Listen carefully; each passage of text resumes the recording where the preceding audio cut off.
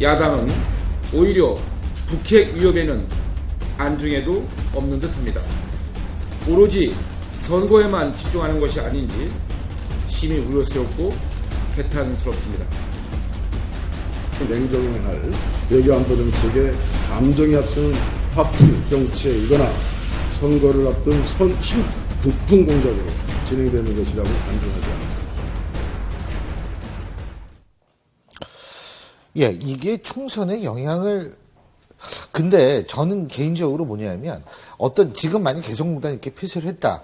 그런데 우리나라가요, 그 후속으로 뭐 도발하지 않으면은 특정 이슈가요, 이게 뭐 몇 달 끄는 경우는 사실 거의 없거든요. 우리나라 같은 경우에는. 어떻게 보세요? 저는 사실 이제 누가 유리하냐 불리하냐 그 얘기하는 것 자체가 좀 서글픕니다. 사실은 이번 문제는 그야말로 이제 국가의 안전, 진짜 우리의 생존과 실존의 문제거든요. 그리고 네. 어떤 개성공단의 설수의 문제는 결국 우리가 먼저 한 것이 아니라 결국 핵과 미사일을 도발했기 때문에 일어난 겁니다. 그래서 이제 미국만 같은 경우도 이런 안보 문제가 되면은 여야가 굉장히 일치된 모습을 보여주고 있고, 지금 북핵 문제 같은, 북핵과 미사일의 문제만 하더라도 미국에서 공화당 민주당이 같이 대북 제재를 결의하고, 심지어는 사회주의자라고 불리는 그 샌더스 후보조차도 북한은 강력히 제재해야 된다는 입장을 보이고 있거든요. 있죠. 그런데 이제 물론 이제 약간의 방법론적인 차이는 있을 수 있다고 봅니다. 근데 이제 문제는 발상이 뭐 북풍 공작이다. 혹은 뭐 이걸 갖고 누가 유리한지 한번 주판 하나를 튕겨보겠다. 이런 발상이라고 하는 것은 그야말로 과거에 어떤 외침을 당했어도 안에서 탕파싸움을 하는 모습들.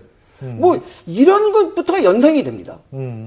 근데 지금 더불어민주당 입장에서 보면 개성공단 전면 중단까지 우리가 먼저 선 좋지 않은 부분에 대해서는 박근혜 정부에 대해서 상당히 더불어민주당 입장에서는 비판할 소지는 분명히 있다고 그렇죠. 봅니다. 왜냐하면 이 과거 진보정권 10년 동안 이 지금 더불어민주당이 집권 세력이었을 때 대북 하해 협력 정책을 근간으로 해왔고, 그것이 가장 큰 지금 현재 남북 간에 있어서 그래도 지금 악화되는 국면 속에서도 그래도 평화적인 뭔가 해결책을 할 수 있는 하나의 상징적이었는데, 그걸 고리를 끊는 순간 지금 한반도가 신냉전 시대로 들어간다는 위기의식을 분명히 갖고 있는 거거든요. 그런 인식은 뭐 야당의 입장에서는 분명히 그렇게 가질 수 있는 거고요.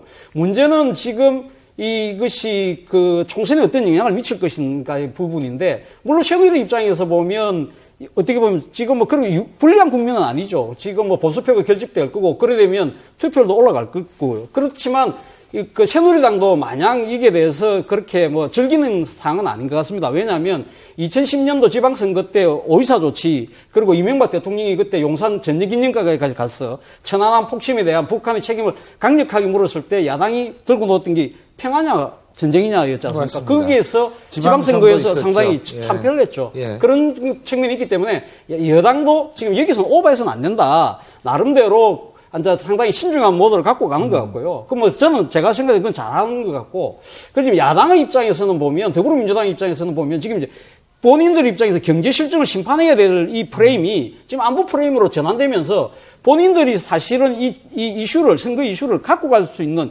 인시티브를 뺏기는 상황이잖아요. 그렇기 때문에 상당히 걱정이 되는 건 사실이겠죠. 특히 지금 국민의당은 더 곤란한 부분이 있는 것은 뭐냐면, 안보 이슈가 벌어져가지고, 예를 들면, 이 여야의 대립이 격화될 경우는 어차피 더불어민주당을 따라갈 수밖에 없는, 제3당의 목소리를 낼 수 없는 국면으로 갈 수밖에 없기 때문에 국민의당도 상당히 좀 심각한 어려운 상황이죠. 그러나 제가 봤을 때는 우리나라 국민들이 북한의 변수를 통해서 선거를 하는 데서 거기서 그렇게 영향을 받는 것 같지는 않아요. 그러니까 나름대로 어느 정치 세력이 이런 북한 변수를 악용하느냐에 따라 심판 적절하게 잘 해오신 것 같아요. 이번에도 현명한 선택을 할 거라고 봅니다. 김희준 기자께서 정리해 주시죠. 네. 아까 뭐 황 논설위원 놀라셨는데. 말씀하신 대로 예. 그 뭐 이런 뭐 북풍 논란이 이제 선거에 영향을 미치냐 이런 거 논하는 것 자체가 좀 서글픈 현실입니다만은 실제 뭐 북풍 논란이 계속 우리 보수 정권에 조금 영향을 미쳐왔던 그러니까 좀 도움이 됐던 것은 사실이고요. 하지만 이번은 조금 상황이 다른 것 같습니다. 여당에 유리하냐 야당에 유리하냐를 했을 때 그 지난해 이제 목함지대 도발 때는 생떼 같은 우리 장병 2명이 이제 다리를 잃었고 그렇죠. 그러면서 북한이 어떤 공적이 돼서 우리가 이제 똘똘 뭉쳐서 안보 의식으로 똘똘 뭉칠 수 있었지만 이번에는 아까 아까 그 교수님 말씀하신 대로 어떤 그 DJ 정권이 해왔던 햇볕 정책을 완전히 근간을 뒤집는 그런 결정이었고 이런 부분에 대해서 반발. 또 우리 기업들 많은 기업들이 지금 손해를 보게 돼 있고 124개 그 개성공단 기업뿐만이 아니라 5천여 개 하청 업체까지 할 수 있는 상황에서는 이것이 오히려 또 여당에 불리하게 작용할 수 있는 뭐 그런 상황이라고 하겠습니다. 예. 자, 그러면 김희준 기자께서 요새 어제 오늘 엄청나게 경무에 시달리셨어요. 자, 그래서 오늘 여기서 보내드리고. 감사합니다. 자, 예, 오늘 수고하셨습니다. 고맙습니다. 예, 고맙습니다.